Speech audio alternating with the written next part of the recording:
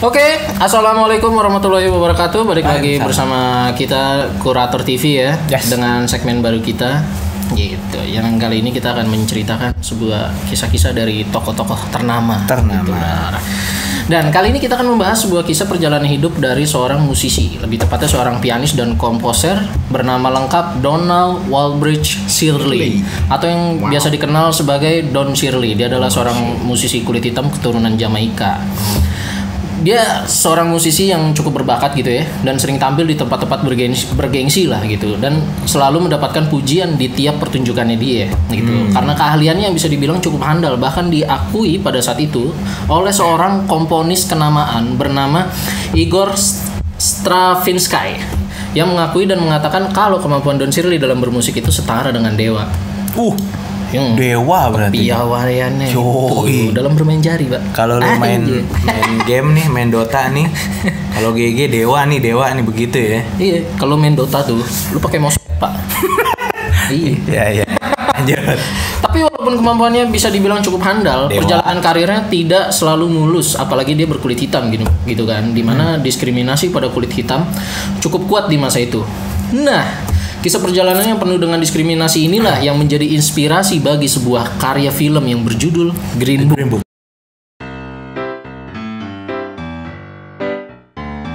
Dan bagaimana kisahnya? Jangan lupa untuk like, share, dan subscribe video ini jika kalian suka dengan kisah ini, dan follow kita juga di Instagram @curators.id gitu. Dan bisa juga kalian follow di Instagram pribadi kita berdua gitu ya, di @adanp29 dan @abror.uzi gitu.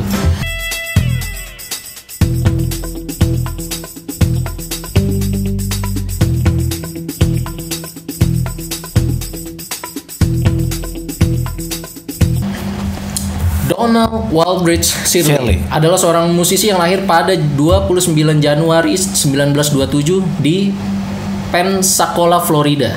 Dia lahir dari pasangan imigran Jamaika, di mana ayahnya bernama Edwin adalah seorang rohaniwan di gereja. Jadi rohaniwan tuh apa ya sebutannya? Ya intinya mungkin orang orang lurus lah begitu ya. Orang lurus lah. Gereja yang dimana gerejanya itu di Gereja Episkopal Amerika Serikat, dan ibunya bernama Stella adalah seorang guru. Shirley menunjukkan ketertarikan terhadap alat musik piano khususnya gitu ya, sejak usianya masih sangat kecil. Menurut sumber yang gue terima itu dari usianya 2,5 tahun. 2,5 tahun. Dan pada usia 3 tahun ia tampil di gereja, mungkin untuk dampingin bapaknya kali ya. 2,5 tahun tuh masih kecil ya. Kecil banget. Tapi itulah dari sumber yang anak lo gue terima. Masih 1,5 tahun dia. Setahun lagi baru 2,5 tuh. 1 tahun dulu baru, siapa tahu. Setahun lagi udah bisa main piano. Mudah-mudahan. Sama ngaji lah minimal. Oke. Lalu pada saat usianya 9 tahun ibunya meninggal. Tapi di sini juga nggak diceritain ya bapaknya kapan meninggal gitu. Terus Shirley juga akhirnya pergi ke Uni Soviet untuk sekolah musik di sana. Pada waktu itu masih Uni Soviet, sekarang kan udah pecah. Jadi Rusia dan negara-negara pada saat itu namanya masih Uni Soviet. Di sekolah musik The Leningrad Conservatory of Music, yang sekarang lebih dikenal bernama Saint Petersburg Conservatory gitu. Jadi dia sekolah di tempat yang tepat lah. Lalu di situ dia menerima pendidikan lanjutan dari seorang profesor bernama Conrad Berner dan Dr. Thaddeus Jones di Universitas Katolik Amerika di Washington DC. Dia pendidikan lanjutannya dia ini. Tentang musik juga. Sama orang juga yang kapasitasnya tinggi ya. Gitu. Dan di bulan Juni pada tahun 1945, saat Shirley sudah berusia 18 tahun, dia memulai debutnya sendiri bersama dengan Boston Pops sebagai pemain piano tentunya. Dia memainkan ini kalau lu tahu musik klasik gitu ya, namanya tuh Tchaikovsky Concerto No. 1 in Flat B gitu. Nah ini kalau lu yang biasa dengan musik klasik pasti terbiasa lah dengan judul seperti ini gitu. Sangat seniman sekali judulnya ya, gitu kan. The London Philharmonic Orchestra Performance adalah pertunjukan besar pertamanya di tahun itu, dan pada tahun 1949 dia menerima undangan dari pemerintah Haiti untuk bermain di pameran internasional yang cukup besar di Port-au-Prince gitu. Wow, Haiti, pemerintah Haiti menghubungi dia langsung gitu. Misalnya, berarti namanya juga udah namanya gaungnya udah tinggi ya. Namanya tuh udah sangat terkenal banget gitu kan. Kalau nggak salah ada di filmnya juga dah. Gitu kan. Terlepas dari pelatihannya atau pendidikan musiknya, di usia 20 tahun Shirley disarankan untuk berhenti mengejar karir sebagai seorang pianis gitu loh. Masih 20 tahun pada saat itu. 20 tahun tapi udah mafioso, Pak. Wow. Udah jenggo dia. Udah jenggo ya. Dan itu disaranin untuk berhenti. Karena pada saat itu negaranya belum siap menerima kulit hitam. Dan yang nyuruh dia berhenti itu adalah seorang impresaris yang bernama Sol Hurok. Bahwasannya pada saat itu dia berkata negara ini tidak siap menerima kulit hitam. Nah disinilah yang tadi kalau lu nonton filmnya gitu kan, itu tentang diskriminasi gitu loh. Oke. Tapi bukannya menyerah, Shirley justru mendevelop aliran musiknya sendiri. Dia memadukan musik blues, musik spiritual atau mungkin bahasanya musik keagamaan gitu ya. Keagamaannya dia. Lalu musik-musik pertunjukan dan musik-musik yang populer pada saat itu untuk memberikan nuansa komposisi yang familiar dan pas. Jadi agar karyanya itu bisa diterima dengan baik oleh pendengarnya. Bahasa kita mah ear catching lah begitu ya. Iya, jadi kayaknya wah enak banget. Mudah-mudahan terima, namanya kalau musik klasik kan gak semua orang bisa doyan. Bisa gitu. Semua ngerti juga gitu. Jadi biar eargasm. Oke. Berkat permainan musik yang brilian serta sentuhan-sentuhan jemarinya yang menjiwai saat bermain piano yang sangat luar biasa gitu kan. Dia mendapatkan pujian dari tokoh musik yang terkenal pada saat itu. Yang tadi salah satunya adalah Igor Stravinsky dan Duke Ellington gitu. Dimana nanti Duke Ellington ini akan jadi sahabatnya dia. Oh. Gitu. Tapi sebelum itu jadi trionya itu? Bukan. Beda. Beda. Kalau kita ngomongin karyanya, ini kita masuk ke karyanya Shirley ya. Kan nggak lengkap kalau kita ngomongin seorang musisi tanpa ada karya yang menonjol. Pasti kan kita akan bahas karyanya. Pada tahun 1955 ya, menurut sumber yang gue temukan gitu kan, Don Shirley membuat album vinyl. Jadi album pertamanya dia nih. Vinyl yang piringan hitam. Iya, yang gede itu ya. Yang diberi nama atau judul Tonal Expression. Lalu dia juga membuat musik versinya sendiri. Mungkin bisa dibilang kalau sekarang tuh bahasa simpelnya adalah bikin single gitu. Jadi ini album udah kelar. Gue bikin single nih. Gitu. Oke. Nah, singlenya seperti Blue Moon, Lullaby of Birdland, and Love for Sale yang berkolaborasi bersama seorang basis bernama Ken Fricker dan pemain cello bernama Juri Tat yang bisa disebut sebagai Don Shirley Trio. Nah di sini baru trio. Jadi siapa nih namanya? Baru dia bikin band lah istilahnya gitu. Iya, ya. Ken sama Juri itu. Jadi kalau lu nonton filmnya gitu ya.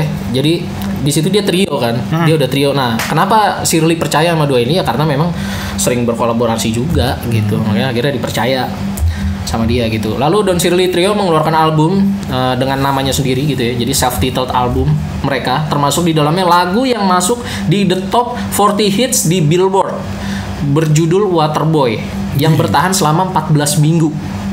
14 minggu. 14 minggu tuh waktu yang cukup lama menurut gua. 3 bulanan ya, lebih. 3 bulan 12 minggu. Iya, lebih. 3,5 bulan. Wow. Dan berlanjut sampai tahun 1972 dengan album mereka yang berjudul The Don Shirley Point of View, di mana ketika Shirley melakukan pertunjukan di New York City, tepatnya di Basin Street East, di mana Duke Ellington yang tadi gue bilang ya, seorang musisi yang juga mengagumi karyanya Shirley, itu juga ikut hadir di situ. Maka disinilah awal persahabatan Shirley dengan Duke Ellington dan akhirnya mereka jadi sahabat dekat. Gitu.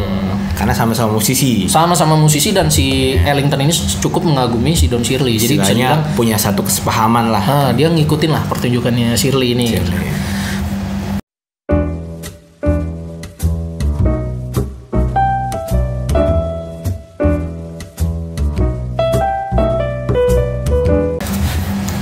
Selain itu teman-teman, ternyata Don Shirley juga punya project sampingan bro.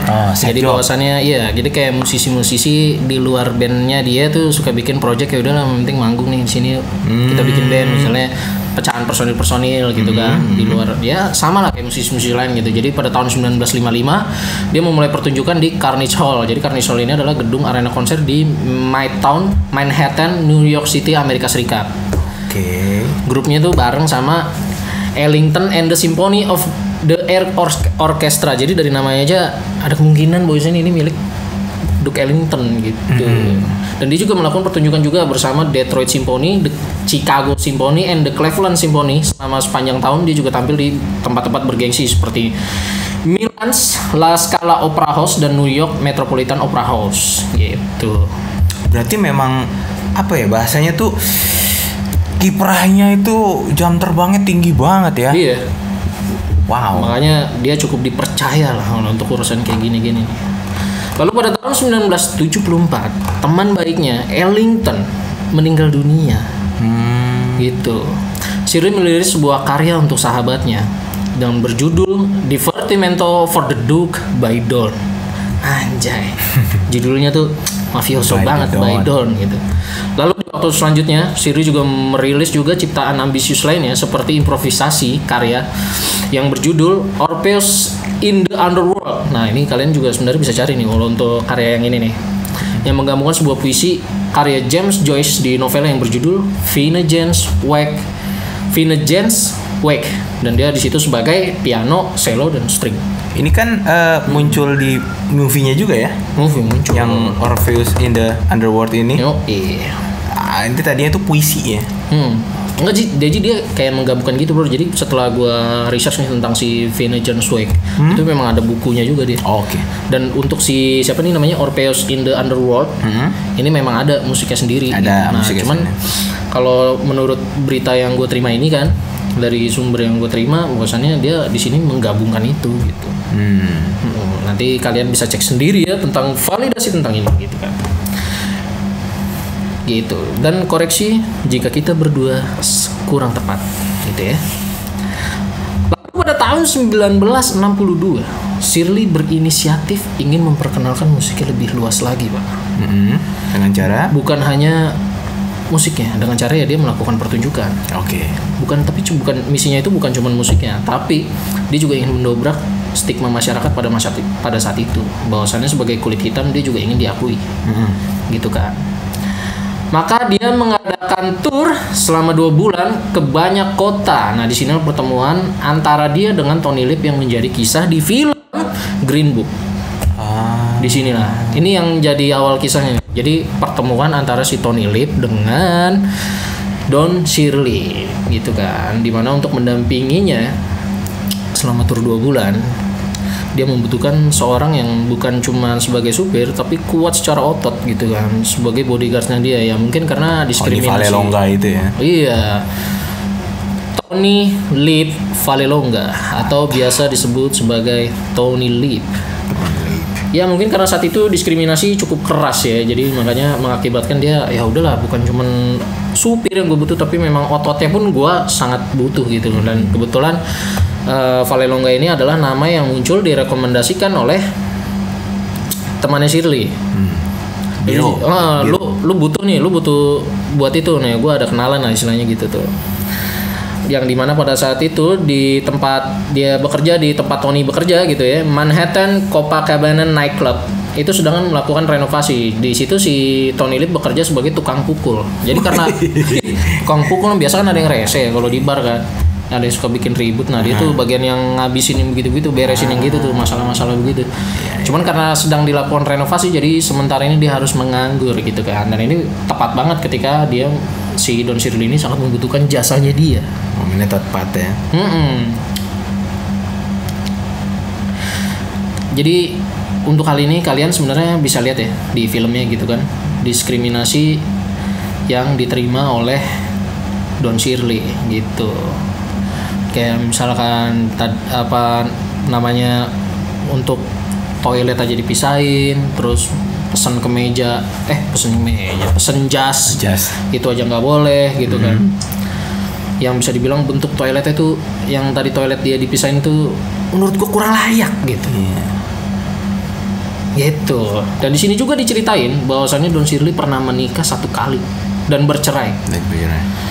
Dan tidak memiliki anak juga. Jadi nikah sekali, nggak punya anak, terus cerai juga. Di filmnya juga dia mengakui kalau dia tidak bisa menjembatani ada dunia seorang suami dengan dunia seorang musisi. Karena kan tadi sudah disebutkan sama si Agung kalau road tripnya banyak, jadwal manggungnya banyak gitu. Jadi bisa dibilang dia merasa hidupnya dia harus memilih salah satu. Nah, di movie-nya itu ada percakapan itu. Ada percakapan itu, nanti kalian bisa tonton langsung filmnya gitu kan. Dan di film ini ada scene di mana dia diborgol bersama seorang pria, di mana ini mendorong banyak pertanyaan gitu kan tentang seksualitasnya. Dan hampir tidak ada info soal ini, dikarenakan Don Shirley adalah orang yang cukup tertutup soal kehidupan pribadinya dia. Ya. Gitu. Jadi sampai sekarang nggak ada info pasti hal itu seperti apa gitu. Nah, pada sebuah wawancara ya setelah acara Oscar, Nick Vallelonga yang tidak lain adalah anak Tony Lip Vallelonga, bahwa kisah Don Shirley hanya boleh diceritakan oleh Tony Lip, hanya dari sudut pandang dia dan Tony, bukan orang lain. Bahkan Nick sendiri sampai tidak tahu bahwasan dari info yang gue terima, Nick itu tidak tahu kalau sebenarnya Shirley itu masih punya keluarga lain lah gitu. Sampai setelah film ini dirilis, menurut pengakuannya. Mengaku sebagai keluarga kerabat. Iya, bahwasannya gue mau cari nih, kayak misalnya mau bikin film biografi kan pasti nyari orang-orang yang terkait kan. Iya. Nah ternyata si Nick ini di wawancara setelah Oscar, dia mengaku bahwasannya dia tidak tahu kalau si Shirley ini masih punya keluarga. Jadi bahwasannya ketika dia ingin membuat film, si Nick ini mengkonfirmasi langsung sebelum si Shirley meninggal.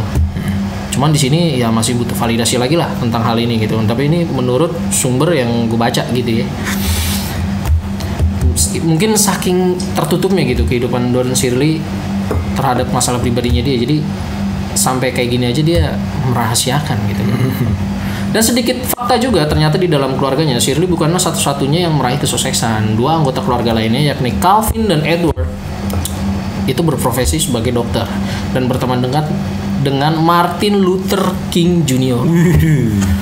Tokoh ternama. Itu kita bahas lain kali lah si Martin Luther lah.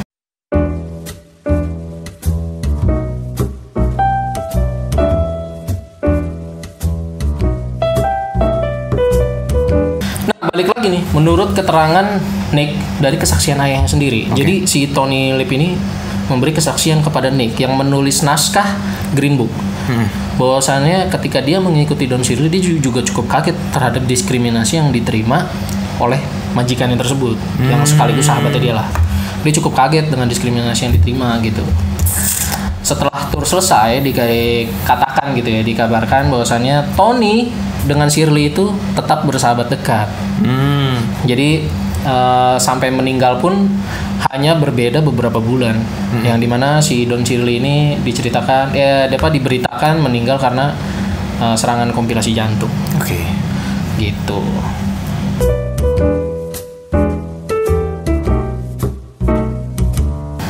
Tapi ada juga nih fakta menarik lainnya. Menurut artikel New York Times edisi November tahun 2018, Don Shirley memiliki beberapa gelar kehormatan, walaupun katanya dia itu nggak pernah hadir Pak di acara kelulusan sekolahnya. Gitu. Jadi bahasanya apa ya? Wisudanya kali ya? Wisudanya nggak hadir. Nggak hadir dia.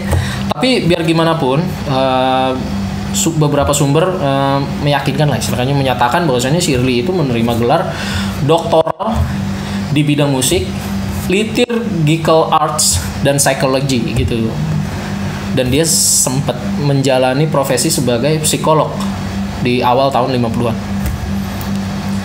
Selain itu, dikatakan juga dia bisa berbicara 8 bahasa asing dengan fasih gitu, dengan lancar. 8 bahasa Pak, mafioso. Polyglot ya.